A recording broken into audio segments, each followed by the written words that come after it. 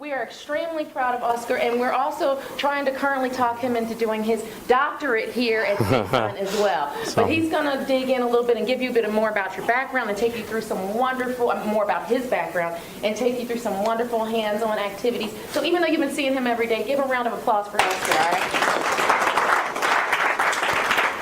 All right, let me I'm gonna step out of this really quick. Not that I don't want to. I was like, hey. So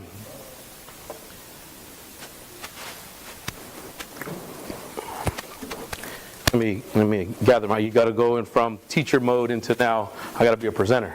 So and that's going to happen to you guys. You got to be able to, as Dr. Collier said earlier, you got to be that actor. And I was talking to some of you guys earlier when you guys got here. You got to be that actor. You got to sell. You got to sell yourself. Because if you can't sell it to the kids, you've lost them. And as guys, I tend to use, as Thomas would say, I tend to use that humor part of it when I'm with the kids, and it really brings that bond closer with you and the students. Especially if you can be funny at yourself and laugh at yourself. And when I was telling you guys this week, when I make mistakes, I'm okay. That's what I show. Hey, I'm human. I make mistakes. And I that's how I make my connection. But when you guys walked in, I don't know if you guys saw on this board, anybody read some of the stuff that I put on that board? Anybody? Just go ahead and out loud. Thank you. Okay, what would the world be like without science and math? Okay, we got that. What about on the top of the board? Yes. Accept failure. Accept failure. Grit. Grit. Take risks. Take risks. Team. Team. Respect. Respect. No excuses. No excuses. Reach for your future. Reach for your future. Now, this is something that I do in my classroom, okay? And it slowly gets put on the board throughout the year. And my first one is the one that's underlined right there, and that's how I walk into my class and, hey, respect. And notice it's all capital. I make sure I do that because I know that means you're shouting, right, when you're texting. So you want to make sure it's emphasized. And that's my number one rule in my class, respect. And, you're going to get, when you're in the elementary class, where you're going to have, okay, students, we need to make the rules. What are the rules in class? Keep your hands to yourself, right? And all those different things. But bottom line, it comes down to respect. And when you build that respect with them and that rapport with them, your years, I want to say it's almost golden, because they've already built that with you. And it was funny, I was writing this stuff down before you guys were talking to Dr. K about it, and I wanted to make sure I put this on there because it stays on my board all year. And what makes it even more impactful is that I write it in permanent marker. So they understand this is not getting erased. This is all year long. We need to focus on this. Accepting failure. You're going to mess up in my class, and I'm not going to belittle you. I'm going to make sure you understand it's okay to fail. You need to have grit. We have those kids who are soft, right? Kind of quiet. I don't do that. I don't do that, even with my young ladies in the classroom, because I think of them as my own kids. Those 30 students, 35 students, depending on where you go, I see them as my own children, because they're part of my life for one whole year, 180 days. I'm part of their life for one whole year. So whatever I do is going to be very impactful to them, right? Good, bad, or indifferent, right? They're going to see your good days. They're going to see your bad days. But unfortunately, you got to put on that show, because you're coming in to work and showing them that, hey, we have a job to do. For 180 days, we got to get through the curriculum, okay? I tell them it's okay to take risks. You got to build that classroom where it's, all right, they're not going to make fun of me. It's okay to make a mistake, just like in family, right? Team. Notice how I made it as abbreviations, right? Does anybody know the acronym for that one? Or the, no? Nobody? I think I know what it is. Go for it. Teaching education across high school. That's close. Okay. All right. I like that too. I can add another one on there. All right. With the M. No, I mean middle school. Middle school. Middle school. Okay. All right. For some reason, I thought that was an H. Sorry. Well, yeah, that's my sloppy writing. Sorry about that. But okay, that's another approach to it. But yes. Isn't it together everyone achieves more? Absolutely. Together, everyone achieves more. And I put that because as a family or as a classroom, we're going to achieve more. So if I know Mauricio might be weak in math, I'm not going to be, bringing him down on that. I'm going to make sure the guys who are strong in math working as a team to help out Mauricio throughout the year, right? And vice versa. And you might be awesome in science, and some of these guys might not like science, you know what I'm saying? So I always bring that up in the classroom as we're all together as a team, okay? Respect, already went over that one. No excuses. You guys have done it. We've all been blamed for it, right? Give excuses. Teacher, I was up, my printer didn't work, no more, my dog ate my homework, I lost my, it fell, it's not in my Google Drive account, whatever, right?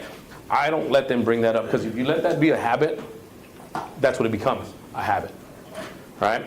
And the one that I really like to do is reach for your future. Not for Adrian's, not for Dennis's, you reaching for your future. And when you come into my classroom, you're coming in for a task that you need to do. You need to finish 5th grade, 4th grade, whatever you're doing, right? And the reason I bring this up, because that's just my style of the way I teach in my classroom. And the reason I have this up too, that's what I'm, number one. I'm foremost a dad, a husband, a family man. And when I get into the classroom, that's how I treat my students, like my own kids. And we've been talking about that this week about, we see where people don't see as males as caring and nurturing. We have to. Sometimes, and it's been repeated over and over these last couple of days, that some of these kids don't have that father figure. And they're going to be looking up to you. And I try to present myself in that way where they come in, and I had one kid, a perfect example. It was almost like a Jerry Springer episode, unfortunately. The kid didn't know who his biological dad was. He had a stepdad and his dad. And then later on found out the father that he got along very well with wasn't his biological dad. And this kid went through such an emotional roller coaster, and I was there riding that wave with him. And sometimes you take on that burden. Or you take on that brick on your back to help this kid out, get through that. And you're dealing with his emotional stuff, right? And then you're trying to make him focus in the classroom. It's a big load to carry, but you got to be able to say, hey, you know what? This is where that human aspect of it, or that father aspect of it comes out, and just being a good role model comes out and say, hey, let's talk. Or, do you need a shoulder to cry on? Sometimes I had kids come out and tell me, Mr. Rios, can I talk to you outside? Sure, and they would just break down outside and cry and tell me what's going on. So the reason I bring that up, because you guys are going to be going through these types of little emotional roller coasters. And don't be afraid to be yourself, because sometimes they tell you, you can't hug the kids. I get it, because it's, as a male with everything that's going around, you don't want to put your hands on the kid. But sometimes it's just that human aspect of just natural to, man, this kid's crying. I need to be there for them. And that's what you guys are going to be taking on too. So, with that, just kind of wanted to introduce that. That's kind of like my philosophy on teaching, in a sense that I'm that dad, but at the same time, I'm going to be that role model. At the same time, you wear a lot of hats. You wear a lot of hats in the classroom, and can get uncomfortable. But the reward and the payout, it's huge. And I have a couple of stories to share with you guys along the way. And I won't drown it out with too many stories, because I want to get into some my major philosophy behind teaching STEM, and we're going to get into it in a little bit. Okay? There it is. Having fun. Having fun with STEM. Or STEAM.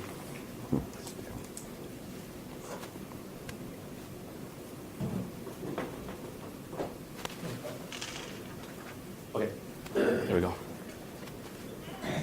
So you guys heard I'm a 5th grade teacher, and then I was able to share with a couple guys that on Monday I recently just got hired again, but now I'm going to be a robotics and engineering teacher for an elective class. So new class that they built, and I'm going to be at a new school, so I'm really excited. It actually got my brain juices going. All right, how am I going to plan this class?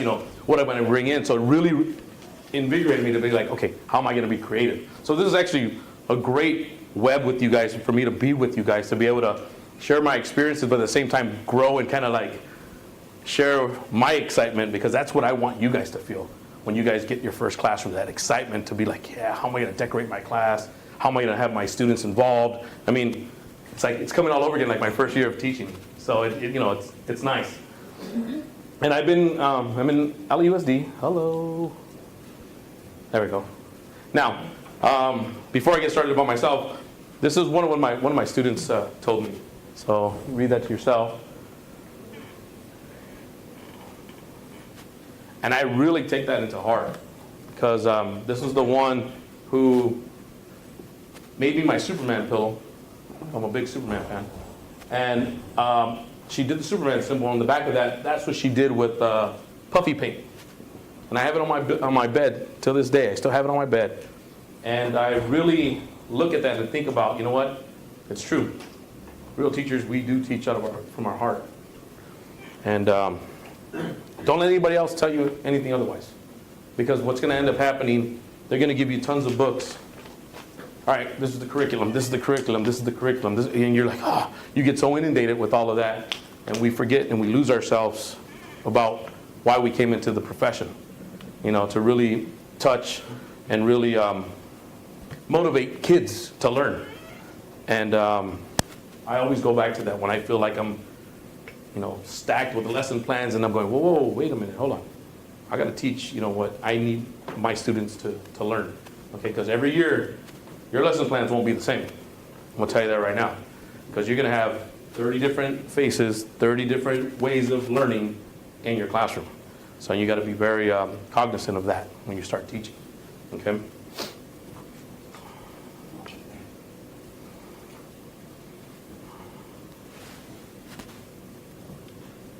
So, yes, I'm a junior. When I heard someone had, what was that? Julio, you're a junior, right?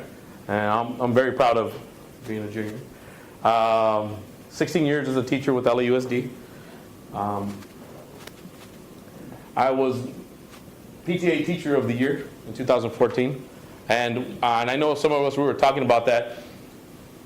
I still go back and go, man, I don't know why I got that. But it goes back to, I was just doing my job. Sometimes there's people who are like digging to get that. I was just doing me. And that's, you just got to be yourself and be real when you're out there teaching. You got to just be you. All right? And I'm proud of that. And I'm like, wow, it's 4 years ago. And then right after that, I went and got my STEM Masters here at CSUN. We had 2 cohorts, and I was in the first cohort. Dr. K and Dr. Collier were the professors part of that cohort, and it was neat. It was a very exciting year. It was a year-long program that we went through, a master's program. So very proud of that. This is my big baby that actually came out of that master's program. I'm the co-founder and coordinator of CSUN's Rally in the Valley Robotics Challenge and STEAM Expo. We started out in 2015. It was just my school that I was at Mosk, and it was part of my thesis, my master's thesis, on how we get robotics in the elementary schools. Before, it was always middle school, high school. Like, no, we need stuff in the elementary school. So I did my research and I started finding out there was nothing out there. So I said, okay, I'm already doing it. I'm already running an after-school robotics program. I need to put it on paper and see and show how this is effective in the classrooms. And sorry about that. How it's effective in the classrooms. And this rally just kind of was born from that paper and my thesis. And it went in from, our first year was only the school I was at. And the second year was 3 schools in the neighborhood, in the valley. And the year after that was 7 schools. The year after that was 14 schools. This year, I'm proud to say we had 22 schools from the valley. We took over the Matadome, if you're not familiar with the Matadome, and the auxiliary gym, and classrooms around that whole Redwood Hall. So it started out being in upstairs in the gymnasium in a small room, hot, with 150 kids. This year we had 1,600 participants. We filled the Matadome. We have JPL who backs us. We have NASA who backs us. We have Civil Air Patrol who backs us. CSUN Education backs us. So we have a lot of sponsors who help us out, and grants get written to keep this program going. Why did I do this? Is because we had kids like you guys, didn't have access to robotics. Remember how we were talking about the social justice and making sure we have access to everything? Well, the kids in the valley, a lot of the kids in the valley didn't have access to this. Didn't have access to having a robotics program. So I said, we need to get this stuff in the elementary schools.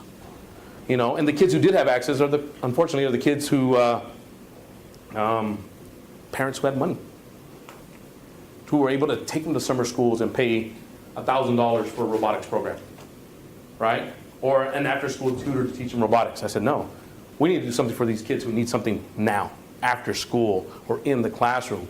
And that was the birth of the rally, which I'm very, very, very proud of. So hopefully you guys get to come out here. Maybe when you guys start teaching, have your school come out and get your kids doing the robotics challenge. And I'll talk a little more about that later.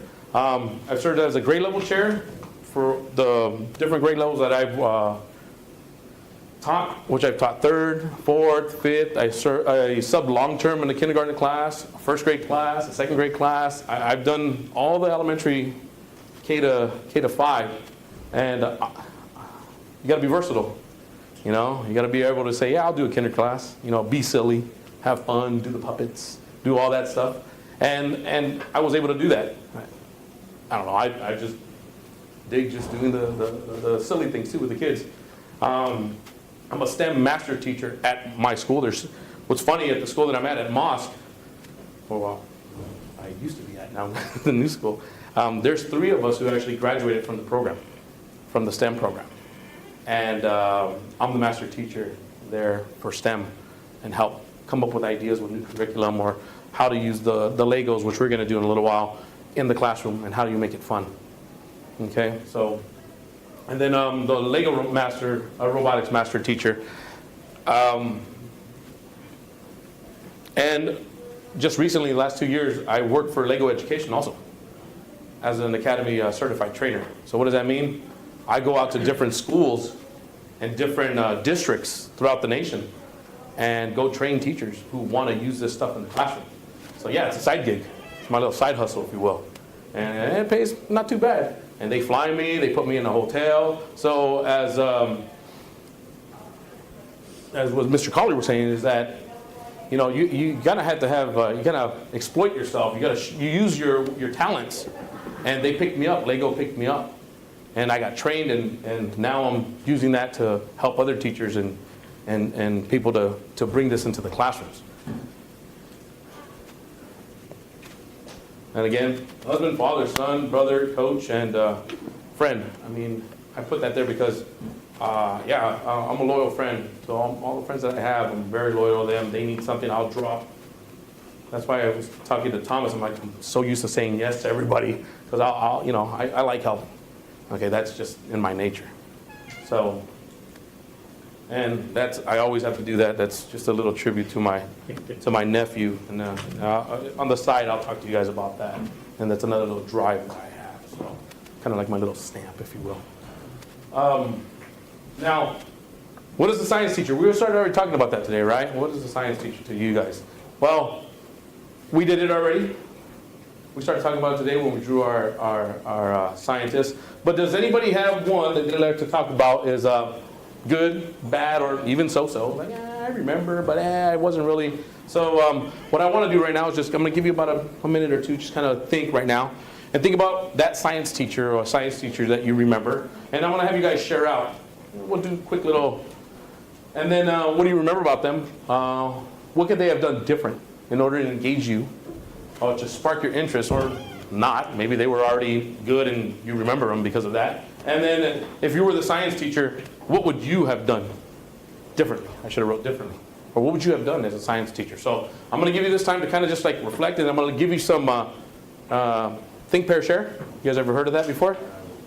TPS. Think, Pair, Share? Okay, that's an acronym that you guys are going to learn too later, where you think, pair, share is like you're going to turn to your neighbor, like we were doing during the week, and they call it TPS, and you're going to share this little question that I have for you guys, but I'm going to give you a little bit to kind of think on your own, and then go ahead and share with each other, and then we're going to share out. Okay, so think, then you're going to pair up, and then we're going to share. That's what we call it, think, pair, share. Okay? So go ahead, come on. I know a lot of these guys are walking out, and I'm gonna make sure I get them livened up in a bit right now.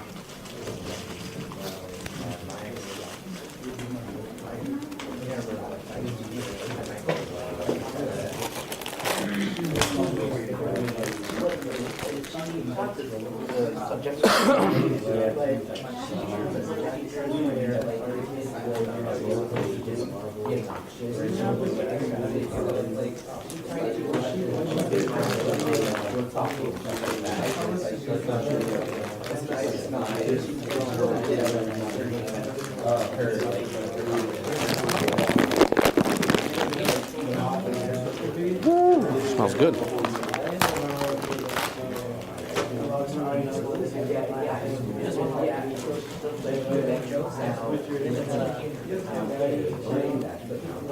All right.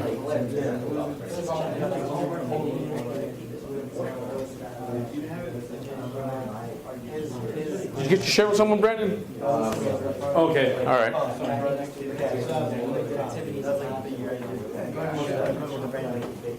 Yeah, so let Brandon share out with you guys, so at least so you can get to share.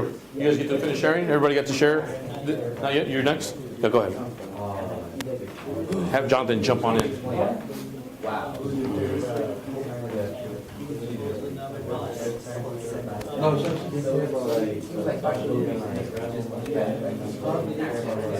A science teacher you remember. Good, bad, or indifferent. Don't you can throw as they said, you throw shade on them, but don't but seriously, if you had a science teacher that you you remember, like I said, good, bad, or indifferent, or so-so. Do you remember? What do you remember about them? What could they have done different in order to engage you, to get you interested in the class? Or maybe they were already really good at it, and they, and if you were that teacher, what would you have done different to maybe spark that interest? So I know it's a lot of questions, but something short and sweet. Maybe another minute. Is that cool? Another minute? Are we going with another minute? Yeah. Okay. Good? I'm going to let Jonathan go ahead and finish.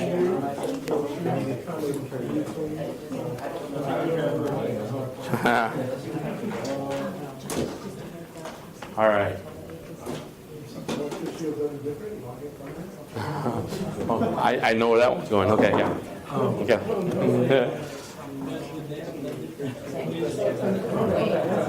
All right. So one of the little things that I like to do in my classroom to kind of engage the students, I'll whisper, clap once if you can hear my voice. I don't know if you ever heard that.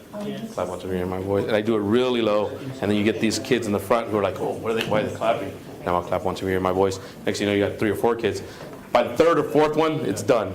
I have everybody's attention. We know we're going right to work. All right, so another little kind of strategy to help yourself out. Or I'll just do that real simple one. I'm here. I won't start. Class starts to get quiet. Oh, and let them control and let them kind of tell each other to stay quiet. Okay. Now, anybody like to share? Right. Okay, so I should mention, first off, I should mention that most of my science teachers were kind of forgettable, but one, and I remember in particular, was my 9th grade one, because she taught the subjects fine, but overall, she just wasn't good at, she wasn't good at, the actual, the whole, hey, so-and-so, be quiet, or hey, so-and-so, stop talking. So the classroom management. Yeah, no, she was, oh no, she was. She was good at what she knew, yeah, but she wasn't good at managing the classroom. Oh, no, absolutely not. There'd be times where everybody would be talking over her, and she would still be trying to teach the lesson, because she'd be trying to quiet us down for I think several minutes, and it just wouldn't work. So that wasn't appealing, trying to quiet you guys down, had no management. She was smart, she knew her stuff, She did, but just couldn't, you don't want to be that, You want to make sure you got them engaged and really be able to use it. And that's a big tool. If you have no classroom management skills, you can forget about that period. You just lost that day. Yeah. So that's one thing really big. And unfortunately, I don't think enough that they teach teachers on how to have good classroom management. And if you don't have good classroom management, you lost that group. So, all right, thank you for sharing. Go ahead, pick a chocolate. Anybody else? Yes. It was my middle school teacher for 7th grade. Her name was Miss Cube, and I really liked her because she would like always go hands-on like when she was teaching. Uh-huh. So we did this one project where we had to make a roller coaster out of index cards, and she just helped us a lot, like what to place, where to place the index card specifically, like what type of index cards to use, and she just helped a lot. Like I based my roller coaster, and she helped me a lot with this one off of Viper from Six Flags. So I did that one, and surprisingly enough, I got an A on it, Okay. which I was happy about. But I just really liked her in general as a teacher and as a science teacher because she helped me memorize like most of the stuff that I needed to know for that grade. So kind of sum up what you said about your teacher. You remember because one, hands-on. Hands-on. Two, able to work with you. She went out and helped you. Just didn't say, okay, here's the assignment, and walked away. So she was hands-on with you also, and guided you, so that you were looking for that teacher who was guiding you. All right, thank you. Thank you. One more? Anybody else? One more?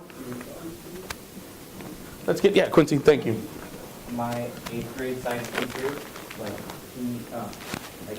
he knew like the material, and like he knew what he was doing, but like he didn't really like interact with like any of like the kids. Like, he didn't have like a personal connection with them. So kind of like with him, right? They knew his stuff, but just didn't have that personal quality to kind of like, to work with the students. Just kind of like, oh, I know the material. It's like he's just like there to teach, and just there to like to tell them the information. Like Okay. that's like he didn't do anything else. And like when we would ask him for help or something, he wouldn't even like explain. Oh. Oh, wow.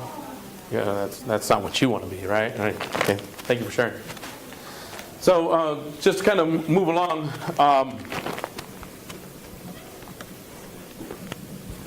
we're going to go back to this, but if you were able to change that, you kind of see now like why we need to get you guys as young men to be in that science area, to be able to motivate these kids to get into that hands-on and get into that way of actually teaching. Go ahead and pass it down so everybody has some piece of chocolate. Now, what is STEAM? And we went into this. We got science, technology, engineering, arts, and mathematics. All right, we're good with this. All right. Why STEAM?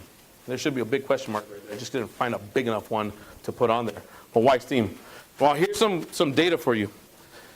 In a case done by Georgetown University in 2017, it stated that by the year 2020, that's right around the corner, nearly 55 million jobs go unfilled due to skill gaps. Dr. K was talking about the gaps, right? Remember we were talking about gaps and bridging the skill gaps, mainly in the fields of STEAM-related fields. So engineering, technology, all of those fields, 55 million jobs. I mean, I don't know about you, but I mean, I would love to fill one of that. That's a great rate for me because, man, I got a chance, right? And a chance. So STEAM education is crucial to educate and prepare the next generation of Americans and global workforce, and to allow this generation to create jobs and grow the economy. We're always talking about, it's always on the news, right? Does anybody know how much money we're in debt? United States? $80 trillion, right? It's ridiculous. But if we start educating these kids to start creating these jobs that, we're always shipping our stuff in, right? We used to be the global we used to be the manufacturers of everything. Now we ship everything in. We need to be making that stuff here. And we don't do it because we haven't been teaching the kids at skill level. I see Thomas over there going, do you agree with me? Yes, no, yeah, right? It's crazy. So we need to help fill these gaps. And here's a statistic right here. Anybody want to take a stab at how to read this math stat? This is grade level.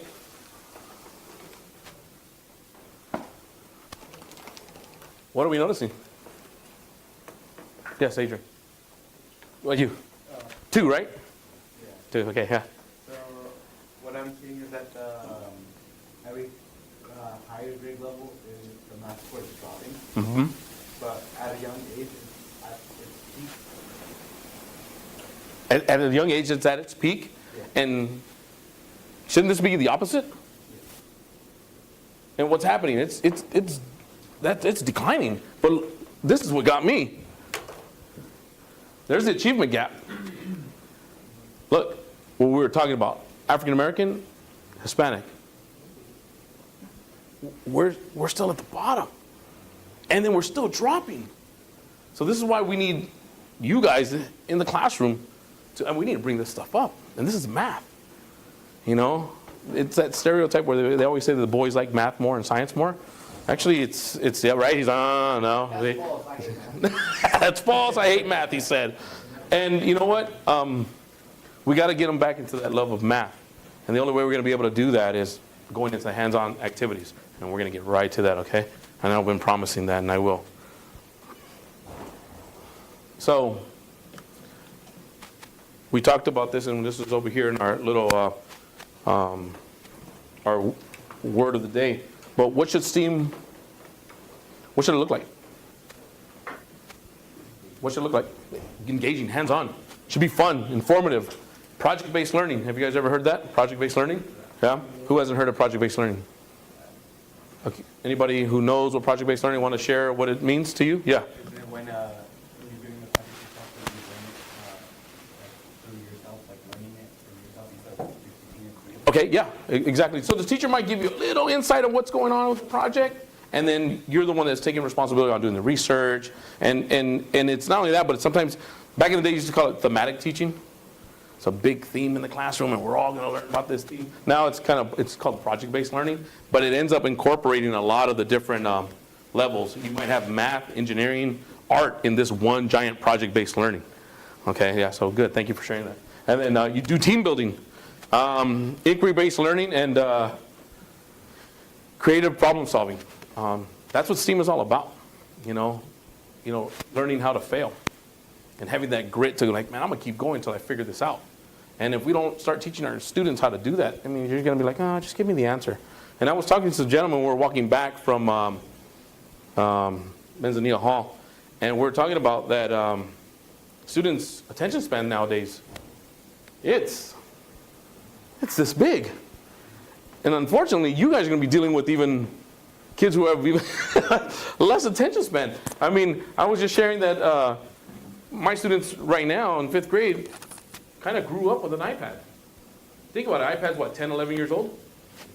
Give or take, right? Those kids, my 5th graders are 10, 11 years old. So they either grew up with an iPad in their hand and knew how to swipe, so it's second nature to them. I mean, right? And I've seen kids in my classroom go to my touchscreen and go, it's not touchscreen, it's you don't swipe it. Oh, because they're so used to that. You guys are competing with that. It's probably going to be worse. But this is where you got to get creative. This is where that engagement comes in. You got to get hands-on with them and have fun in the classroom. You don't want to take it away from them. I'm not saying to take away the technology. But what I am saying is that you're going to have to, that's what you're battling against. So, yes, sir. Can I go to the bathroom? Well, absolutely. You know where it's at, right? Yeah. Good. All right. So, just know that you're going to have to just be that creative teacher in the classroom. And I'm going to do a couple of lessons with you guys right now to kind of get a little bit of hands-on experience and kind of, kind of get the juices flowing and get up after lunch and we're going to start to play and have some fun. But any questions before we move on or any comments? Yes? What made you want to do specifically with Legos? With the Legos? Yeah, was it just for convenience or? No. I'll keep on. Or what? Or just, was it just for convenience? Actually, Legos kind of fell in my lap. It's weird to say, but I've been teaching, when I started out at Stanley Mosk, new teacher there. It was a brand new school, second year opening. and went into this one closet, and I saw these boxes, and then you see the little icon Lego on there, and I'm all, hey, what's the deal? You know, that the 11-year-old and 12-year-old came out to me going, hey, Legos, what's up, guys? They're like, whoa, those are our robotic kits. I'm like, what? Robotics? What? Legos makes robots? So the assistant principal was like, yeah, you know what? You can use these in your classroom, da da da. And I kind of conned another 5th grade teacher. I said, hey, let's start a club. Let's do something after school. And it was the fact that the product or the Legos were there. And I'm like, I'm going to try this. I didn't know how to program them, you know, but I talked the talk. I went after it. I took that risk and said, you know what? I'm going to learn this stuff. This can't be that hard. And, you know, I did a couple of online trainings myself. I took that initiative. And I said, look, if I'm going to show that I deserve to be here, I'm going to run this club. So my buddy and I, we got the Legos. We took one home, downloaded the software, and boom, I started playing. I started building, started messing around. And I was like, as Karen said, I had that confidence going, I know this stuff. They don't know that I don't know it, but I know this stuff. And the students helped me too, you know. And we started programming, and it led from one thing to another. Getting into just building the robots, making robots, doing the different things that particular kit had to offer. And my assistant principal comes up and says, oh, by the way, I signed the school up for a competition. I'm like, excuse me? Yeah, your robotics group is going to be in a competition at Cal Poly Pomona. I'm like, what? Okay, I mean, you already signed us up. What can I say? I can't say no. And, you know, I was trying to make myself, you know, I want to look good. First year being at that school, I was like, you know, I'm going to show them what's up. So our first 30 kids in our club, we said, all right, guys, got a challenge for you guys. We're going to be going out to Cal Poly Pomona. We're going to be doing a Legos competition. And we started to find out the breakdown of what it entails. And we started teaching the kids that. And they started teaching us how to program too. So the convenience, the fact that the Lego kits were there, that's what got me started. Well, little did I know it was going to turn into what it's turning into now. So I really do appreciate that school. And it all started because I went to that school because I got displaced. I got a pink slip. They told me I wasn't working. District said, oh, by the way, this is your last year at this school. What? So I took the initiative. I said, I got to find a job. Before the end of the school year, I was calling schools, and someone tells me, hey, there's a new school opening up that just opened up. They're looking for a 5th grade teacher. I go, sign me up. I called the principal. She's like, come on down, had an interview. She took me in over there. And little did I know that school was going to turn into what I'm doing now. In 6 years, I've done all this stuff. In 6 years. So 6 years may seem like a lot, but I feel like it was a small portion of my time right now, but I gained so much in that small time. So when people present you with something, whether you're going to be the art teacher in the class, whether you gotta say, yes, I can do it. You take on that. You know, don't let them, you know. They say, well, we want you to be the PE teacher. Give it to me. I'll do it. You know, and then you do it the best of your ability. You know, what do they say? Fake it till you make it. Do it. You know, it's a show. It's a show. So you got to put on that show. I mean, and I learned it. And then next thing you know, I had people from Lego coming over. Said, hey, you guys started this robotics program here. You guys went to Cal Poly. You guys won 3rd place and 1st place in our first year. I said, yeah, we did. He says, you know what? Do you know this stuff? I go, yeah, you know, I dabble and I know this stuff. And he's like, okay, well, you know what? They're going to be having a training out in Texas. Do you think you'd be interested in becoming a national trainer? I said, sign me up. And next thing you know, that happened. And I'm training. That school is one of the only schools in the West Coast, the only school in the West Coast that's a Lego education model school. What does that mean? We use Legos in the classroom to teach math, to teach science, to teach robotics, to teach everything. Honestly, a lot of the subjects, anything that goes, writing, all of that stuff comes from that Lego. So it fell in my lap, and I ran with it. Man, what a great way to run with something that's fun, right? Legos. I mean, your eyes go like that. Legos, I'm going to play. And that's what we're going to do right now, all right? We're going to play with Legos right now. But just before we get into playing with the Legos, I want to do, he's all like, oh, yeah, go. So, I have a question real quick. What's the history of the Lego robotics kits? What's the back? Like, how long have they been around? Lego education, Of the kits of the robotics. The robotic kits have actually been around. This is the robots that I use right now. It's the third generation, right? It's the EV3, the third generation of robots through Lego Education. They've had two prior, and I've gone through two of those blocks, if you will. I've gone through the last robots that they used to have, and I'm with the new ones. But it's back in the 80s. Lego Education, and we always think of Legos as, I go to Target, go to Walmart, I'll buy my Lego kit. Now, this is a little different. It's on the education side. I mean, it comes with curriculum, and people always think, well, Lego is just to play. Yes, and no. And you can turn it into a full-on classroom lesson, and a full-on theme in the classroom, and full-on little projects in the classroom. And I told these gentlemen I was going to share something with them. I know a lot of you guys might have Legos of your own, right? Don't get rid of them. The little minifigures, don't get rid of them. One, they're actually more expensive than the kits because they only make so many of them. Everything else is the parts are easy to make, but those minifigures, they only make so many of them for each of those kits. So don't get rid of them. Two, they're great tools for the students to use in the classroom. What do I mean by that? What I do is I get my minifigures, because I take the ones from my son's kits, right? And I dress them up with two little accessories. Whether it might be with a hammer, whether it might be with a chicken, whatever the little accessories that Lego figure comes with or doesn't come with, I dress it up with that. Put them on a little stand, and what I do is I assign a Lego figure to each student. That is their writing buddy for the week. What does that mean? That they write about that figure in their own creative story. And I leave it open. Now some of you guys are like, I hate writing. I have those students too. But the moment I put that minifigure on their desk, I said, I want you to write me a story about that. You can tell me whatever you want, whether it's a fantasy, sci-fi, whatever. It's, you write. And that's what they will come into my classroom every morning to do. And they look forward to that because they're eating their breakfast. You know, breakfast in the classroom, they're eating their breakfast, and they're writing about their minifigure. Oh, this is so-and-so. He's an adventurer of this. And it really brings on that writing.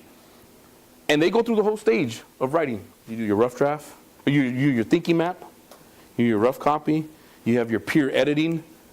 By Friday, it's already typed up and done, published, and put on the board.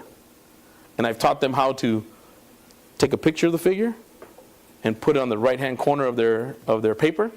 And when they print it out, that's their figure. And they know, that's what I did for this week. That was my, and you see the progression from when they just got there in the first week of school, writing little paragraphs, to full-blown stories, a whole page. Or they're telling Mr. Rios, I need 2 pages to print. I said, all right, print your 2 pages, right? And I teach them how to do editing, teach them how to format their pages. So I really incorporate, going back to STEAM, incorporating all the things, the technology, the engineering, or English, but you know, I really do combine everything, and they make it fun, you know. But you got to set down those ground rules in the beginning. So yeah, keep your little minifigures. They're gonna like you. Say, hey, that's the Lego teacher. He does little figures in the classroom. Oh, he does this stuff. He does that. I'm the Lego guy. That's what they call me at school. That's the Lego guy. That's Mr. Rios. That's the Lego. The little kids don't know me as Mr. Rios. They go, that's the Lego teacher. They walk around. So you portray that image, and they like when they come up to your class. You're the Lego teacher, right? And it's cool, but you know, you do neat things in your classroom. You do hands-on things, and that's what we're gonna do today.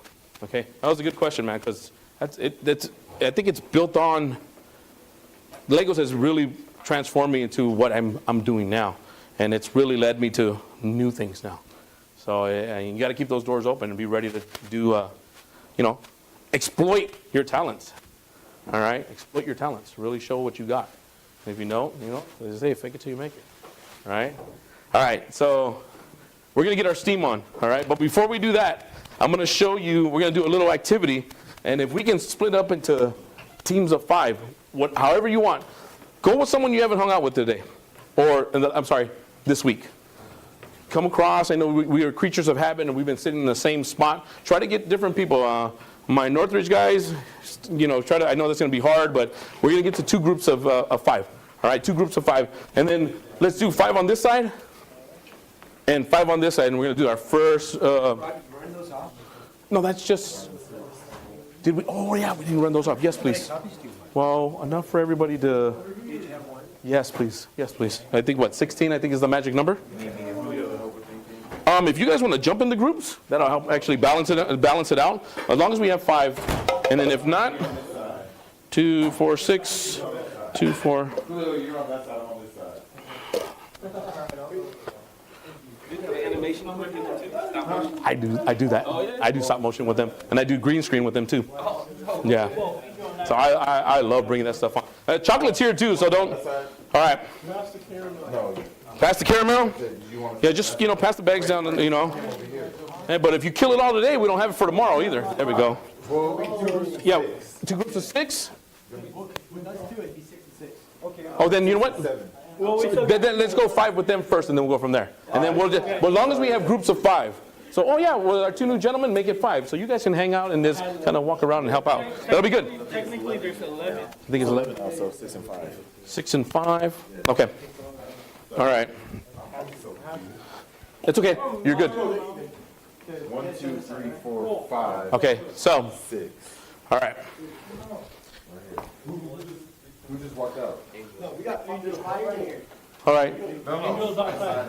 Right. So find yourself and just get yourselves in the 5. No, little pods. Yeah. Pods. So you want 5 around here, in a circle here, and 5 around there. Just get yourselves going. You guys that way. Sorry, guys, I wasn't clear. I'm sorry about that. I appreciate it. Yeah, you guys are good. Good. Done. When Angel gets back, We'll have them go around. Now, I put on your desk some red cups. Red cups and a rubber band with 5 strings on it. Now, this is a team building exercise. So what you're going to do, you are going to use this rubber band.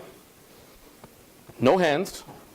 Your hands can only touch the string. Okay? And what you're going to do as a team, you're going to build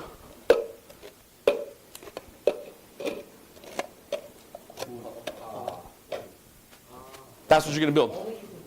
Only using this. Now, you guys got to figure out a way to work together with the 5 strings, so each person will have a string, and create that stack in the middle of your table. So, it can be done. And once you figure it out, it can be timed. No. And I'm going to tell you why. Part of engineering and STEAM is troubleshooting, right? And problem solving, right? And communication, right?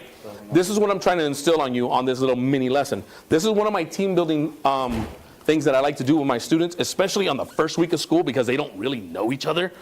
And you guys have known each other for the last 3 days, but you're like, right? And we've been together all day the last couple of days, right? So you guys are a little comfortable with each other. So this is my first task with you guys. You can't talk to each other when you do this. You cannot talk to each other. You cannot talk to each other. So you're going to make sure each of you have an end of the string. Now, think of a rubber band, think of the string. It is pliable. So what your job is, you're going to stack this. And it can be done. All right? I've seen it done. I've seen 5th graders do it really fast once they get the idea of what to do. So I want you guys to troubleshoot. You can't talk. You can use hand signals. All right? You can use hand signals. If you know sign language, run with it. But you can't note take. You can't give each other notes. So you can, do we get it? Is that clear? Is that explicit enough? Yes, gentlemen? We're good? All right. All right. So, but you can. I'm saying y'all should learn ASL. Spread them out, because I don't want them close by. Because obviously it's going to be hard to take them off that stack. So you don't have to have them stacked. You don't have to have them stacked. You can move them around, but you cannot have them close by. You understand? Okay, so you got to work together. And you cannot touch the cups. You cannot touch the rubber band. All you can do is touch the string. So everybody should have a string in their hand. Everybody get one string. Yeah, everybody get one string.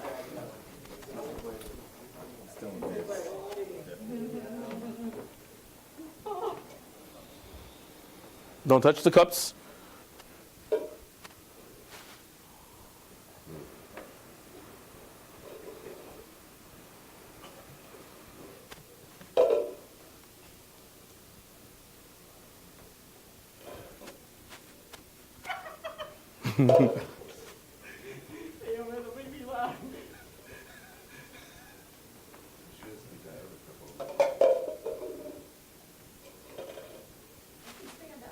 Yeah, you can do, yeah. Do you already know that, right?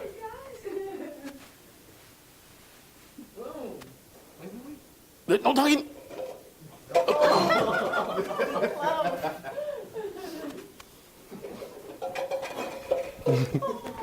Can I put it back upright? Once it falls over, you got to redo it with your rubber band.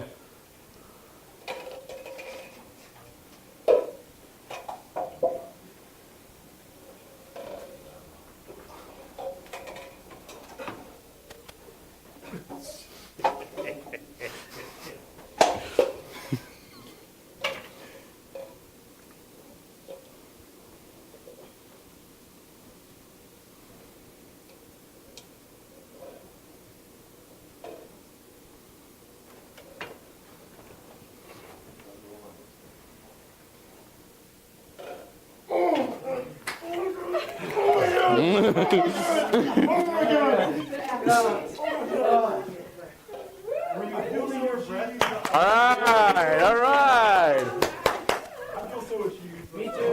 Now, I like that you said that right now, Jonathan. Now, what did you go through right now? I mean, you went through so many different emotions in this small little task, right? Tension. Excuse me? Extreme tension. Okay, you have the tension. I don't know, I was getting like really aggravated that like if we all drop it at the same time, like gravity's gonna like tip it over. Okay. So like, Gravity, huh? So do you see where I'm going to, you can go into a bunch of little science, little lessons with this. You start talking about gravity. You start talking about what? Net force, okay. What else? Tension. What else? Teamwork. Okay, teamwork in general, right? Elasticity. So the vocabulary is starting to just kind of come to life, right? And then this is where you stop and say, okay, what does that mean to you? And da-da-da-da, right? So in a small, this small exercise, you're not paying for much. You're not, and it's not, emptying your wallet like normally activities do. But do you see this, how this can work on your first week of teaching with your students, right? No verbal communication, none whatsoever. Why did I pick that too? And I know Dr. Collier will appreciate this too, because you're going to have that ELD student who might not know the language. And they're going to feel uncomfortable not knowing how to say left or right. Derecha, arriba, right? They're going to try to, but the matter of just them hand signal, there's no verbal anything in this one. So do you see how I just hit maybe 5 different, if not 6 different little lessons in this one tiny mini lesson? And this is what you call a mini lesson, guys. Okay? Collaborative, right? What else? Is this science? Is it science? Yeah. You might not think so, but it's science. Is it math? All right. What else? Engineering. What else? Architecture. There's the art. What else? Now, is this technology? Why? I hate putting you on the spot, but you are right. Now, I want you to really think about that technology. because I guess we're using a tool. Exactly.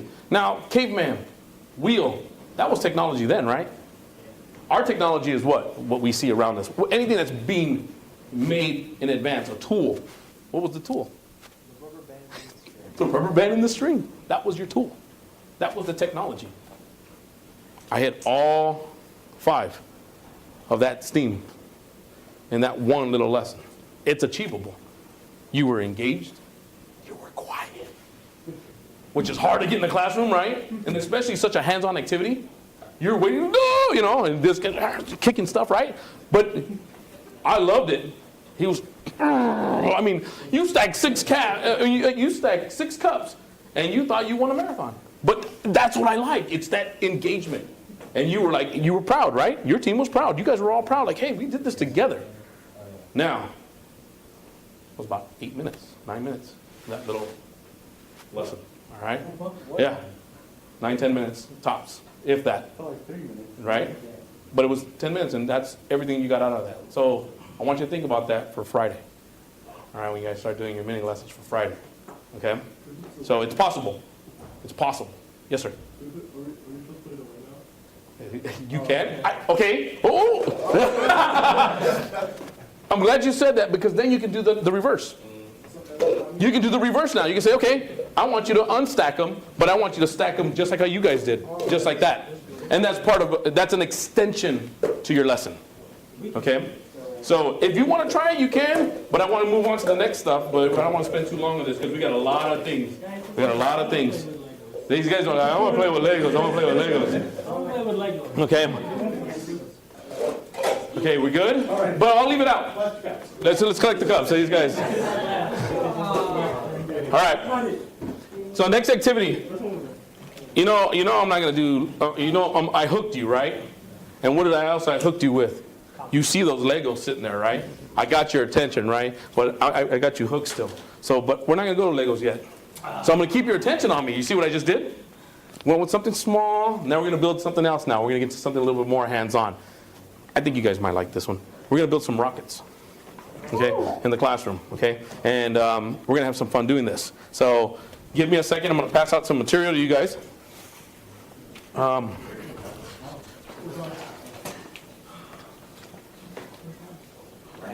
right, so grab one, pass it down. Grab one, pass it down. Any extras if we can get it around the other classroom? Do you need help? Do you need me to try something?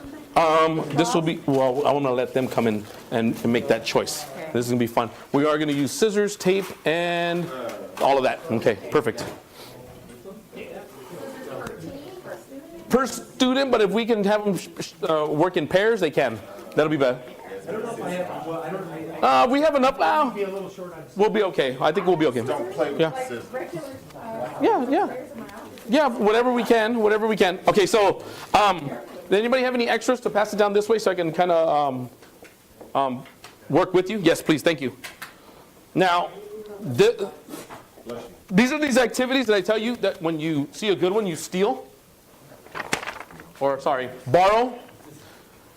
I borrowed this activity. This is actually, you can find this on the JPL website as resources, and that's where I found it.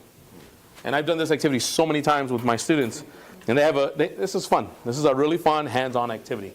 It doesn't matter what age level. So let's go over the instructions before we start cutting, because we might make that cut, you're going, oh, I cut it wrong. So anybody want to read the first instruction? Carefully cut out the rectangle. This will be the body tube of the rocket. Wrap the rectangle around the pencil lengthwise and tape the rectangle so it forms the tube. Okay, so you are going to need a pencil. So we're going to get you a pencil right now. Yes, thank you. So you're going to need a pencil. You can use those between pairs if we don't have enough. Thank you for reading, Jonathan. You see what I just did there? What did I just do? Affirmation, right? Thanks, Jonathan. Anybody else? Thank you, sir. Go ahead. Carefully cut out the two fin units. Align the rectangle that extends between the two fins with the end of the body tube and tape it to the body tube. Okay. The fin should stick out past the two bodies. But do the same thing for the other fin unit, but tape it on the other side of the pencil so you have a fin sandwich. Thank you for reading. I like the way you said it in a nice, clear voice. Thank you. I appreciate that. Anybody else? Next one, third one. Hey, the quicker we read these, the quicker we get into it. There we go. Bend the one fin on each fin unit 90 degrees so that each fin is at a right angle to its neighbor. When you look along the back of the rocket, the fin should form a plus mark. Okay. 90 degrees. Anybody remember? Okay. What's 90? Right angle, right? In my class, I do this. Right angle. There's my right angle. Okay. There's my right angle. All right, so, or that, you got your L, your right angle. All right, yeah, I know it's the loser sign and all that stuff, but anyways, the two L's. Next.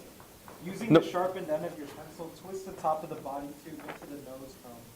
Measure your nose cone from its base to its tip and record the length of your data log on the rocket itself. And I have data logs, and then, I'm sorry, who read number 3? Thank you. Thank you for reading number 3. Number 4, thank you for reading number 4, Rudy. Thank you. And then I have the data logs here, and we're going to get into that. For time's sake, I'm going to show you what it looks like. I'm going to give you the log, and you can see how you would chart this, but I'm going to give you guys enough time to play. All right? And then that's what I would do in the classroom. Right? You know, I'm going to give them the data logs. I'm going to still have them record their information, but for our sake, I'm going to let you guys get into the hands-on aspect of it and then actually build your rockets. Last part, number 5. Who wants to read that? Remove the pencil and replace it with a soda straw. Blow into the straw to launch your rocket. Record the distance it travels on your data log. Okay. Any questions? You sure? Now, one thing that I'm notorious for doing, I know we always say model, model, model. You know, when you want to show them what it looks like. I teach a lot of the upper grades, and in the upper grades, they tend to copy. So I don't do a lot of modeling in the upper grades, and I'll tell you why. Only if it's really hard, but something like this with explicit instructions, I make them figure it out. And what ends up happening is he starts looking at the neighbor going, oh, that's what it says, okay. And then they start talking to each other, and they start problem solving together. And that's what I'm trying to instill on here too. So though it is an individual project, it's still something that you're going to do with your peers. Do you understand me? So please don't hesitate to, hey, what did you do? And modify as needed, as an engineer would do. All right? Now, when you cut out both portions, be careful when you cut out the fins. Don't cut out the fins individually. You need to cut out that entire piece, okay? Don't just say, oh, I'm going to cut that fin and that fin. No, you need to cut that whole rectangle in the middle and the 2 triangles on the side. See the geometry? See the math? And then I'm going to show you the graph paper. You're going to see the math when you start collecting data on how far your rocket went. Because I don't know if you noticed when you guys came in, on the floor, there's tape. And this is what ends up happening as a teacher. You're prepping for the class. You got to prep. You got to be ready. You're going to have kids come in after lunch going, hey, why is the tape on the floor? Oh, what's going on the board? I'm trying to do that hook. It's the hook. I'm trying to get you guys engaged, thinking like, what's this crazy teacher going to do? Right? So you're going to start here. You're going to make sure your rocket is behind this start line. And there's 5 feet. There's 10 feet. There's 15. There's 20. And if you can hit that wall, you're golden. All right? And you make it something attainable, but yet something hard. And if you want to really make it hard, I would put a trash can at the bottom, at the end of that, and see if you can make it in the trash can. Right? So you can do a lot of different things with this thing. So I'm going to stop. I'm going to let you guys go ahead and start cutting. If you need help or you don't know, yeah, we'll pass those around. And the graph paper is coming around right now. So you got to get an idea. That's one part, and here's the second part. There's 2 pieces of graph paper. So, oh please, thank you. You don't understand? Okay, let me help you out. You don't understand? Oh, you good? Okay. You need scissors? Oh, let me get you. I should have a pair. Oh, thank you. A skill you learn in kindergarten. And you know what's funny and sad at the same time? Many 5th graders don't have it. That fine motor skills. I'll still see stuff choppy in 5th grade, and sometimes you're re-teaching them how to cut, because unfortunately, in the lower grades, they've been so into doing the math and teaching them writing, they're forgetting the arts. And what ends up happening, these kids don't know how to use scissors. They don't know how to roll things up. They won't know how to use tape.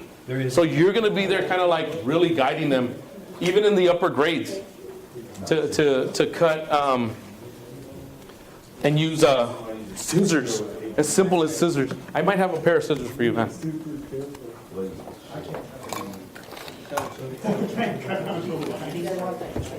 Here you go. These are mine. Don't mix them up with a big batch. Kind of heavy. Old school. Old school.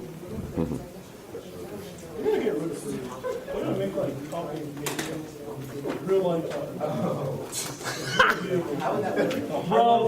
life copy and paste do not matter. You know, okay.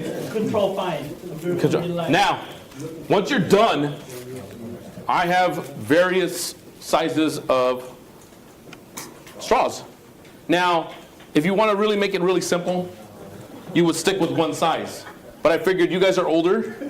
I threw in another variable. You have a wider straw. You have a medium-sized type straw in this one.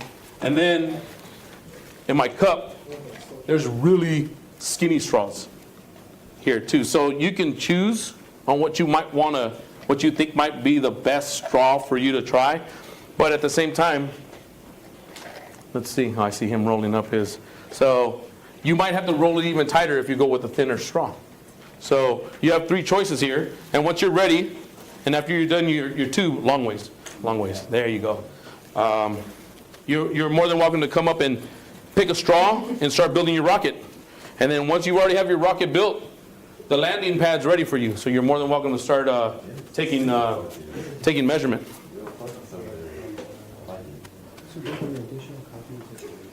You guys good? He's good. Uh-oh. Okay.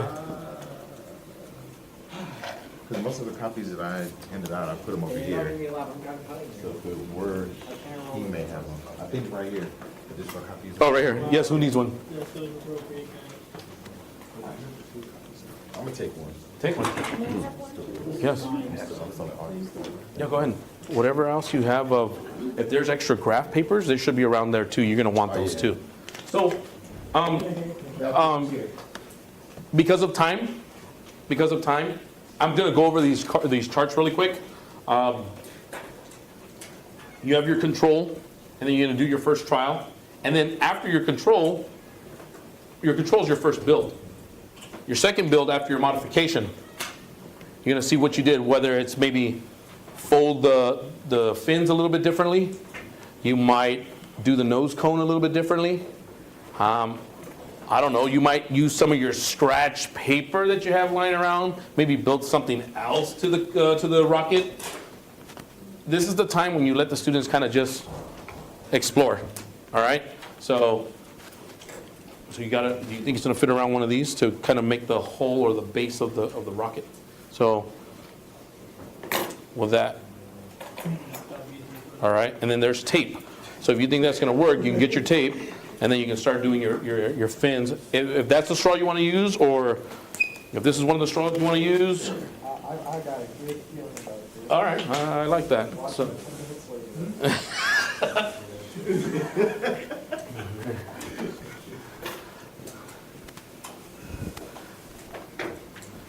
And this is one of those activities too. Notice how you guys are engaged and you're kind of quiet, but you're still doing something that's engaging, that's gonna be fun.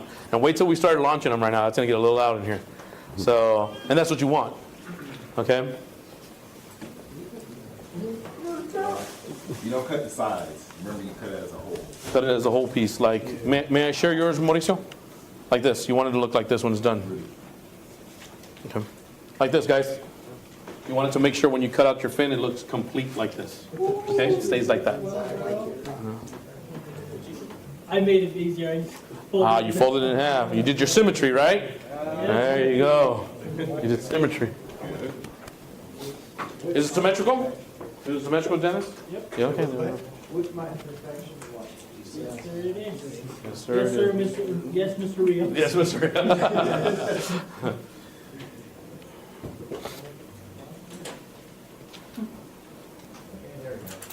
There we go. And once you're ready and you're ready to let it fly, I mean, like I said, the landing platform is here, your landing strip.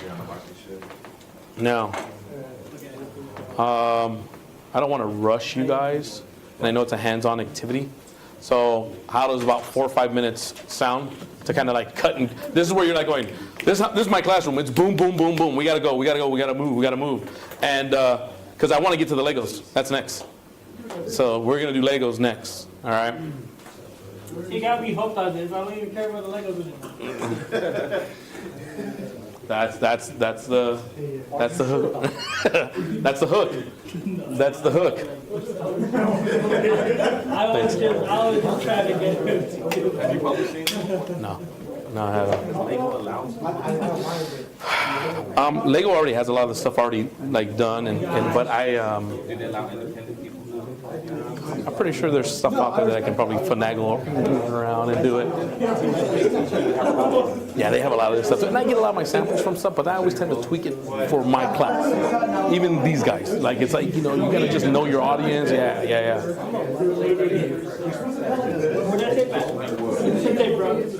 It's like that, right? Right. This is my first time. See? Leave it. You are? Okay. All right, who has fins and a tube and a hole already? Fish. Sorry. I was joking. Sorry. Okay. Fish have fins. And then if you wanted to turn this into an art project, you can have them design something on their rocket, you know, color it. You can go with different mediums. I mean, it lends itself. It goes on its own. All right. And then this one here, this page is your graph paper.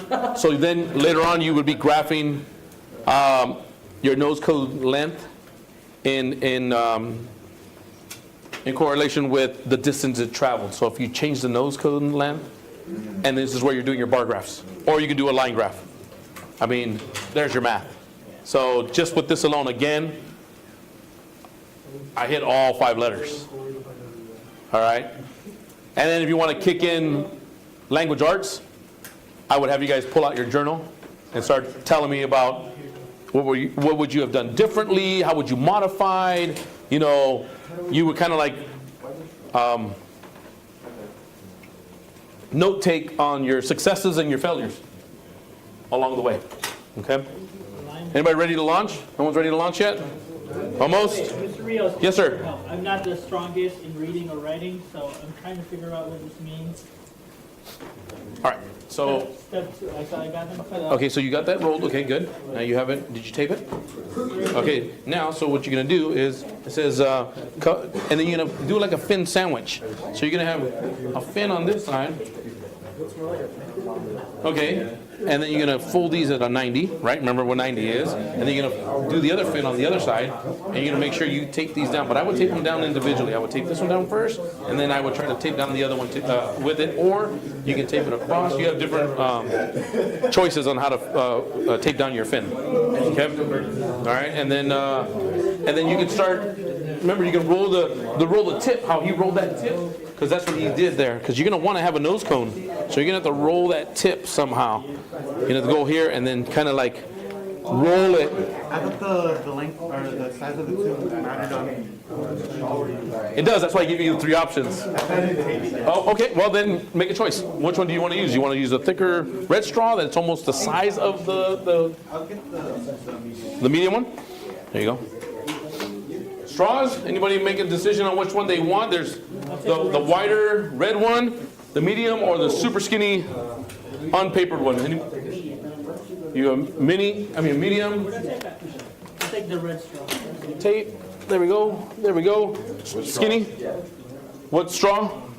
Is it the small one? I got Brandon. Yeah. Thinner one. I haven't seen a rocket fly yet. Yeah. Well, they're so precise. There you go. Now let's see how you're gonna do your cone. Now you got to fold that cone, not the tip, to make that cone. Someone's fin is on the floor. Or is that just extra? Oh no, I thought it. Who's confused? Why? The directions are not that. What part are you not clear at? One fin on each fin unit. Yeah, so here's the fin unit. So you're gonna bend the fin. You're gonna bend the fins at a 90-degree angle, so you have this look. Right? What do you need now? And now, once you get that established, you're gonna start to curl in the nose cone. You're gonna get that kind of, really try to make it almost like a nose in the front. That means it's Okay. less, bro. It means less. He said minus. All right. You have a straw? No, I don't have a Let's get you a straw. Okay. My shift is a power. So let's see which one of these straws we're gonna have it fit in here. There we go. So let's whiten out your tube here. So which one do you think? I think this. What do you think? That red one is. So let's take off the paper. Okay, good idea. Let's see. Okay. Put that there. Okay. All right. There we go. You got it closed off. Why don't you stand over there, and then you're just gonna. All right, cool, awesome. I'm in a rocket. All right. So go ahead and let's see. All right, we got our first launch. All right, I'm in a rocket, guys. So don't forget to let go. That you're gonna want to hold here, so to let. Oh, like this? There you go. Let go of this part. There you go. Yes. Yeah. Hard. Okay. Now, what does that tell you? It might have a hole somewhere, right? So the air is not giving that. Okay, you saw it now. Maybe it's up here, I think. Okay, so what do you think you might need to do? I tried to make it pointy. You said about making it pointy. Okay. So that's why I thought, pointy. Okay, so what do you want to do now? So what are you going to want to... Loosen it. Okay, or leave it, and then what can you possibly put on top of it? I don't know. Okay, so what are some of the materials you have that might be able to close up that hole?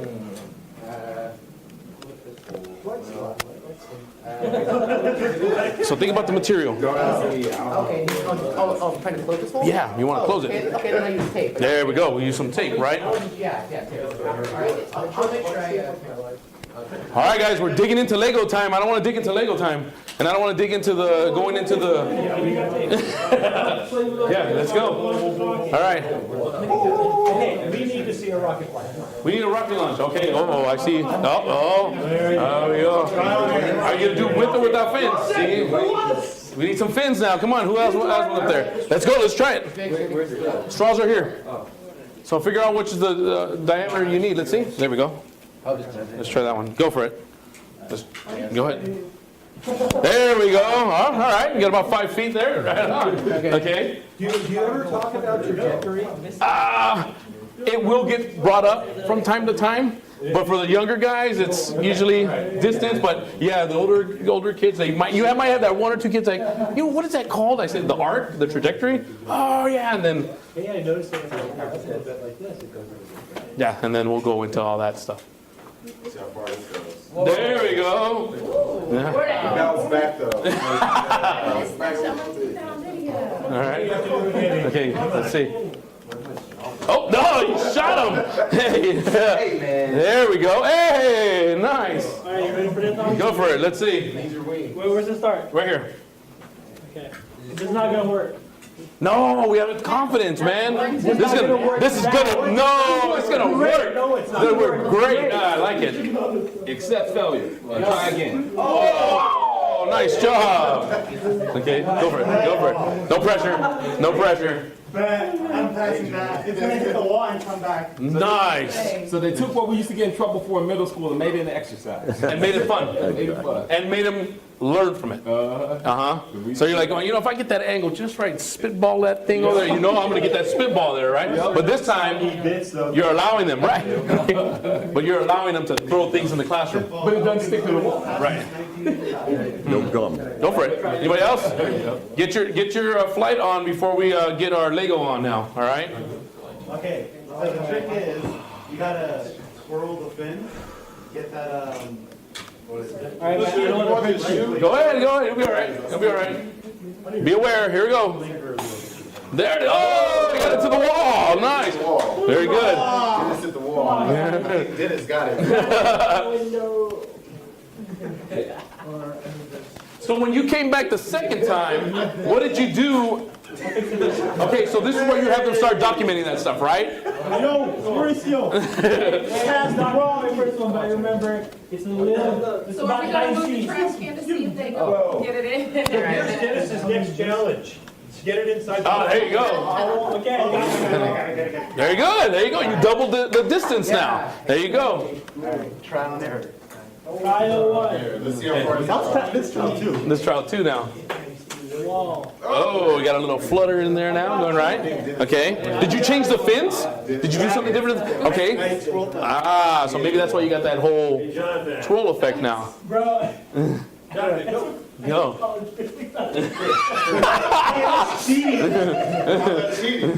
Hey. Yeah. Are you taking physics? Oh, nice. I'm okay with that. I'm okay with that. What size would you like? Regular? The middle one? Big one. Oh, big one. I'm gonna change up my. All right. There we go. There we go. All right. So get your shot on because nice. Nice. Okay, you're off board now. Come on. You All right. back. Oh! Yeah, that was good. That was good. I know you went to school for that. Super rocket. There we go. So I want everybody to get their shot, and then I want to move on to the next thing. I wish we could have gone outside. And you can do that too. You could go outside. You take the students outside. So I figured. Can I get a different? There you go. Can I? Yeah. Yes, you may. Get a different straw. Getting more air. Okay. Go ahead. V2. All right, I don't know. I'm just putting wall on my trial now. Okay. A foot further. Last one, so we can get started. But I want you to look around really quick. Look at all your faces. You guys are all smiling. You're having a good time. And this is what you want in the classroom. And what ended up happening? Oh, that's almost in the bottle too. We're dating out. There we go. But that was your first trial, right? So if I can get you guys back, clap once if you hear my voice. Clap once if you hear my voice. Clap once if you hear my voice. Clap once if you hear my voice. Can I have you guys have a seat? All right. So, were you engaged? Yeah. All right. You were having fun? Yeah. Were we doing science? Next thing I would have been saying, okay, go back to your desk, and you obviously would have been with the clipboard over here and writing all your distances down. So you have, it'll be, rulers and all that stuff will be laid out, okay? So at first you guys had this, it was funny when you guys started this out, you had this look like, yeah, really? Straws, paper? Come on. Right? At first you're like, be honest. Who was like, this guy's crazy. Really? You're gonna make rockets with paper and straws?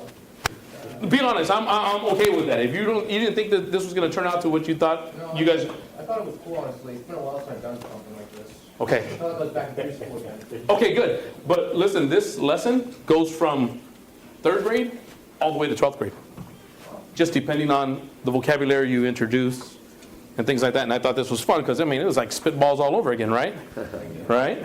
So this is your hands-on. This is another hands-on. And we hit, again, all 5 letters. And add English to it, if you wanted to have them journal write, done. And they don't even know that you're making them do English. You're just like, give me a summary about what you just learned right now. You got a grade. You got something to at least see what they've done as in that actual lesson. All right. Last one. Ready? I think we can do it. It's gonna be hard. We got to get down there at 2 o'clock, huh? Well, and it's okay. We're not going to clearly make it at 2. So just, the circuit training won't be until 2:30 technically. They were supposed to give a tour, but Julio said you all already had a tour of the SRC. So I think, if we can get. We're good? Teach on. Teach on? Ah! Teach on. He said yes, teach on. Okay, now. Can I teach? I like that. I really did like that. I'm going to use that in my classroom. All right, now, couple things. And here's the other thing too. When you do activities like this, deep inside you're going, I got to calm them down because they're, shooting things across the classroom. Because I've had principals walk in and they're like, what in the world? It looks bad in that perspective when that principal comes in and there's things shooting across the classroom. But when they see that it's something that's engaging and they're writing the data down, I have principals back off. They're like, oh, all right, we're doing math. Oh, we're having fun. Because what does a typical principal think?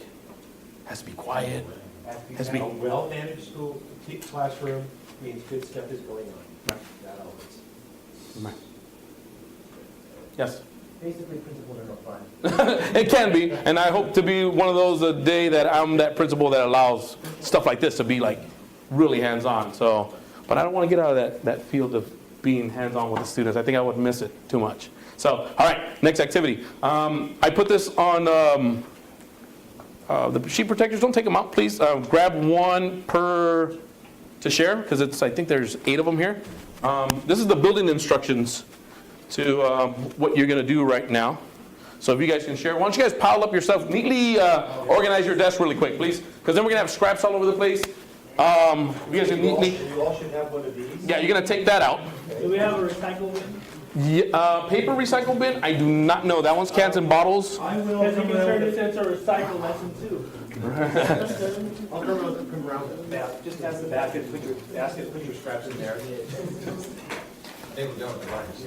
Yes, you can keep the rocket if you want to keep the instructions on how to build the rocket, or, I mean, it is online. You can go to JPL resources and you can find the rocket, the paper rocket. Even Google it, but JPL paper rocket, and you'll find that whole lesson online.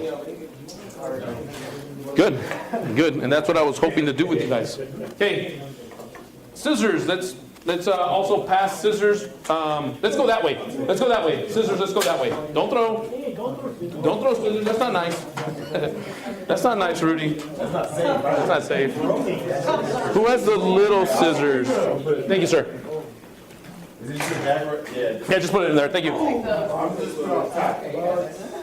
Okay. You feel it, right? And it's just one of those engaging activities. And again, you got to be accepting of the fact that the kids are gonna have a good time, things are gonna be flying, and you can't be that fun teacher, but be like, hey, you know, you gotta kind of tear them loose a little bit. Okay. Now next. All right. Normally I have a. No.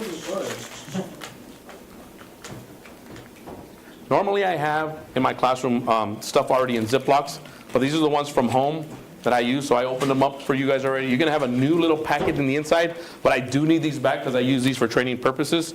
Lego's budget has gone down, so they don't let me just give these out anymore, so I got to kind of recycle them. But the purpose of this is for you guys to understand the lesson we're going to do here, all right? So make sure you guys have one between 2 people, so you guys are going to share those instructions. So they need one there too. Rudy, can you do me a favor? I know this is not your stuff. Can you guys neatly stack up your stuff? But you will get your own bag to work with. It is taped because I've already cut it open, and then in the inside there's going to be another little bag. So what I would like you to do is just go ahead and take the blue tape off, open up the bag, and pour the Legos carefully onto your desk, okay? One per student. Yes. Would you like to build? You sure? All right. No, I'm going to get one. You got me inspired to get one. Okay. Okay. All right. Yeah, carefully, because you don't want your Legos going all over the place, right? And then keep your tape too, because I'm going to need you guys to close back my bags, all right? Here's another one. Who else needs one? Is that yours? No, that's yours. So, nice catch. Anybody else? Would you like to play? And then here's a set of instructions. So, here we go.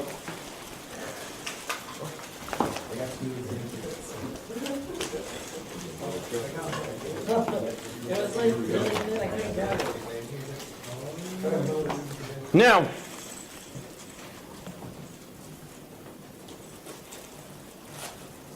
go ahead and start building what you see in front of you, but do not, I repeat, do not go, when you go to the back side, do not go to part 2, okay? So we're going to quickly build part 1, all right? So part 1 goes to the first part, and then all the way to the little minifigures, okay?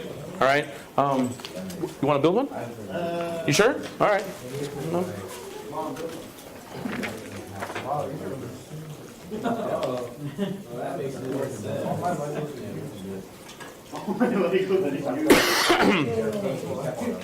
So the 2 characters you have in front of you are Sam and Sally, and they're going to the fair. All right.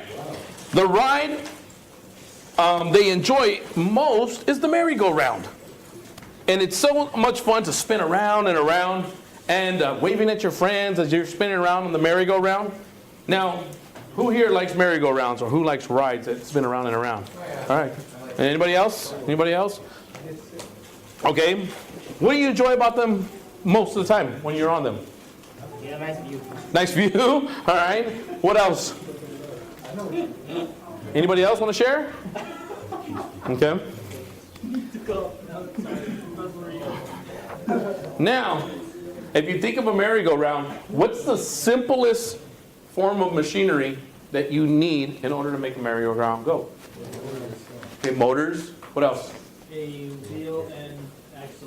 Okay, a wheel and axle, right? A wheel and axle. And then how else can you can further, I don't want to say complicate, but make it a little bit more precise in a merry-go-round? What would you might add?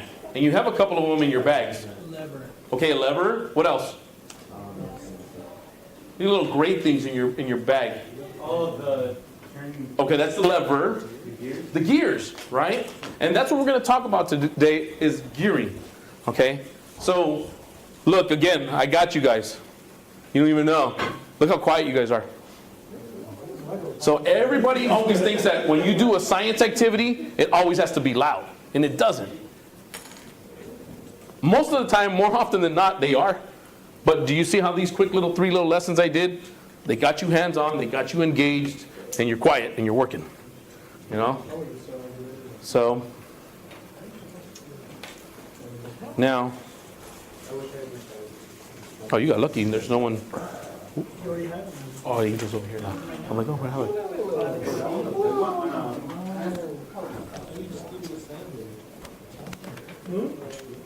Oh, I see. Yeah, keep it the same. Yeah. Wow. You got one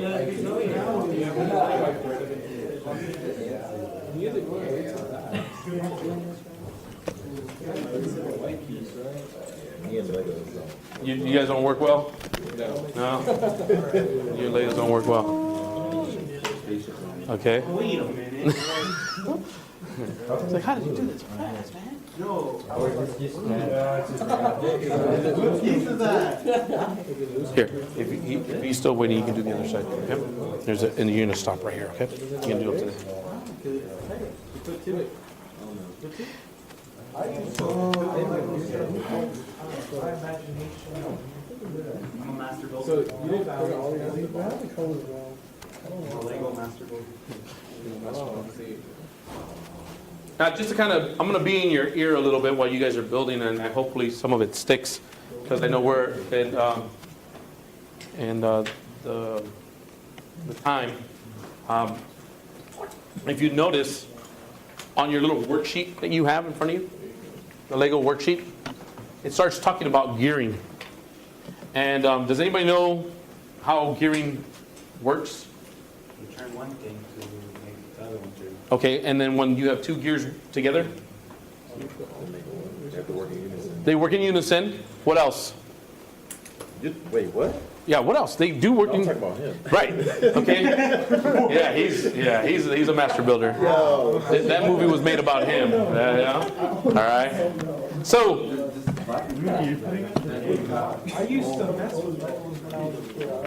That looks easy. Also, Right? So,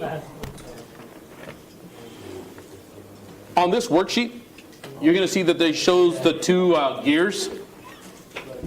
And if I was to have you to count the teeth of the gears, you'd be able to figure out that the first one has 8 teeth, and the second one has 24. Okay? There's the math. Okay? So now we're going to go into ratios. Right? So what would you do to figure out ratios? 1 to 3. It's 1 to 3. How did you figure that out so fast? Divide, right? There's my math. I just did my division with them.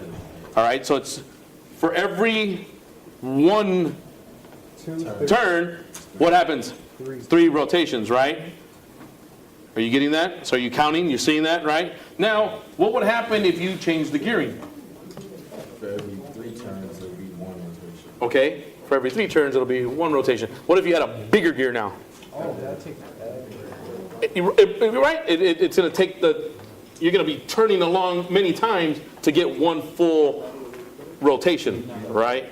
So, just the fact that we were able to build something this simple and talk about a concept that could be very complex. Just simplify that concept of ratios, getting into division, talk about gearing, and then you let them explore and let them have fun with this and let them, make the merry-go-round of death if you wanted to. Like over here, Dennis has, these guys are falling off the merry-go-round, right? And you let them have fun with it, okay? Normally when I do this lesson too, I kind of let them experiment with their friends' gears. Say, hey, let me try this gear, let's try 2 big gears. And they realize it cancels each other out. Ends up being 1-to-1 of the same type. So this gives them the opportunity of 1, build. 2, you're doing math. If you look at the worksheet, there is some writing involved. So I'm making them write. And it's all here. Now, going back to what Adrian too said earlier, how do I, how do you use this stuff, or how do you get access to this stuff? Well, unfortunately, not all schools are going to have access to this. But when you start, when you become a teacher, you start figuring out ways of how to fundraise or have teachers or parents, donate. And if you're able to show, your rationale on why, you're going to get a lot of support. I'm just fortunate enough that I have access to this stuff, but it's not hard. I used to bring my kids Legos before I started doing Legos, so it's possible. There you go. You got the gearing. Mind blown. Here we go. Look at that. Now it just went from what? 3 things. Yeah, right? It's faster. To 2 now, and if you would have flipped it, it'll go, you have to do a lot of more rotations to get this to rotate once, right? So this is where you let them explore and figure out and problem solve the ratios. In about 5 minutes. Yeah, in about 5 minutes we're gonna go. So, you got Rudy over here. You see Rudy's over here? Oh, so okay. I'm glad. Okay, you start thinking about okay, what other machines do we have in the house that deal with this type of gearing? Look what Rudy's doing. It's an egg beater. He's over here doing back upside down. So what leg? Right? So.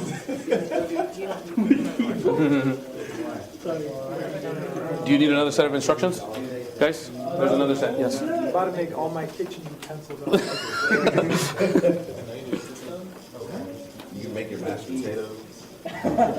So, as you continue to build, I'm going to leave you with this because we're going to get ready to go in a bit. And I know I don't want to stop you guys from building, and I don't want to stop you guys from having fun.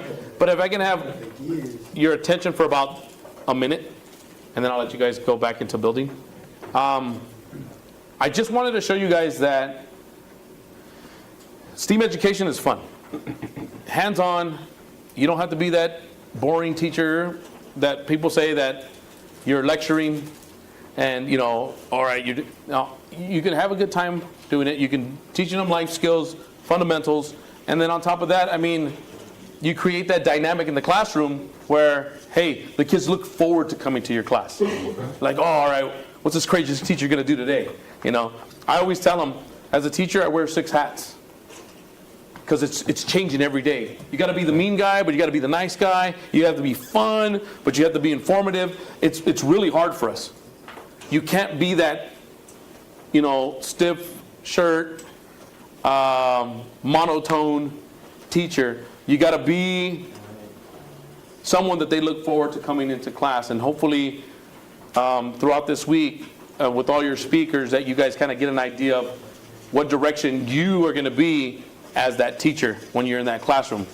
Are you going to be that fun, silly teacher, but yet has stuff to teach them, and for them to come into class going, all right, what are we doing after recess? What are we doing on Friday? What are we doing after lunch? And look, a lot of times after lunch, what ends up happening after lunch? You're tired. But look what happened. Look what happened. This was after lunch, and look what time it is now. It's already 2. But look at all the activities done in this short but this long time, right? So I want you to understand that being in the classroom can be really fun. You're going to be hit with a bunch of barriers. You're going to be hit with barriers of, oh, your principal wants you to cover this material. Oh, your principal wants you to do this. Oh, you need to do that. The district's telling you you need to do that. You got to find a way to be still you and be creative. At the same time, make sure you're engaging so the students really enjoy coming into your class. And that's the big thing. And that's why we asked you those questions in the beginning, what you saw a science teacher to look like. I'm a science teacher. I'm a science teacher at heart. And I'm not that guy walking in with your pocket protector and all that stuff. We want to break that barrier of that's what we look like. All right? And have those kids to walk in and say, like, well, I don't like science. And next thing you know, like, when are we doing science again, Mr. Rios? And science was every day for me. Science was every day. I found a way to mesh it into that curriculum. So just think of that quote that my student gave me. Remember? Teach from the heart, not from the book. And if you really think about that, and if that's something you really want to instill, you use that and then make that build who you're going to be as a teacher. Oh, I like that. That's pretty cool. You got two of them going on over there by putting 2 gears together. So I want to thank you guys. You guys were awesome. You guys did a great job. And once you guys are done, I mean, you don't have to take it apart. Everybody like, oh, I don't want to take apart my Legos. You can stick it back in the bag and just put the little blue tape on it, and I'll collect them afterwards. But good job today, guys. Good job today. Thank you.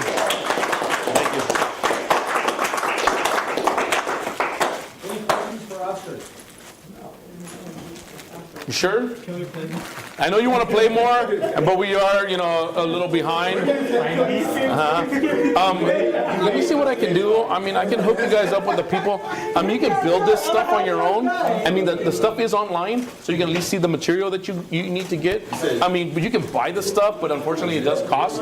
But I don't know if they even make these little packs anymore. They used to make them, and they used to be our giveaways before. But they don't make them anymore, so I got to save them. So when I do trainings like this, I need them to show that this JPL, NASA. NASA JPL resources. Yeah, the JPL NASA resources. Yes. So are you like incorporate also like the AutoCAD stuff, like the Revit courses and stuff like that? AutoCAD, like drawing on the computer? Yeah. I do 3D printing in my classroom. Yeah. So I have my students develop 3D images. So I do, for 5th grade environment, to the simplest level I can, I do 3D printing. So in a sense, I do the AutoCAD. I do green screen in my classroom. So I have a big 20-foot green screen in my class. And we do video editing that way also. So I try to incorporate as much as I can. And at the same time, when they're doing that green screen stuff, I make them write their scripts. So there's their writing. I say, you can't do your filming until you write me your script. Or I make them do newscasts. They'll tell me a newscast about a book that they read. So that's their summary. So I got them. I hooked them. So they're like, oh, I want to be in front of the green screen. But I said, oh, you can't go in front of the green screen until I see your paragraph. Oh. So next thing you know, they're back in their seat, jotting away, memorizing their lines and coming up. So the AutoCAD, I've incorporated. I've done green screen stuff, I've incorporated. So classroom doesn't have to be boring, guys. You've got to find a way to really make it engaging for yourself, one, because if you don't believe in it, they're not going to believe in it. They're not going to believe your pitch. They're going to be like, whatever. But if you really believe in this is going to be something fun, they're gonna go with it. And if you get involved with it, you just won over your class, man. And you're going to be superstar.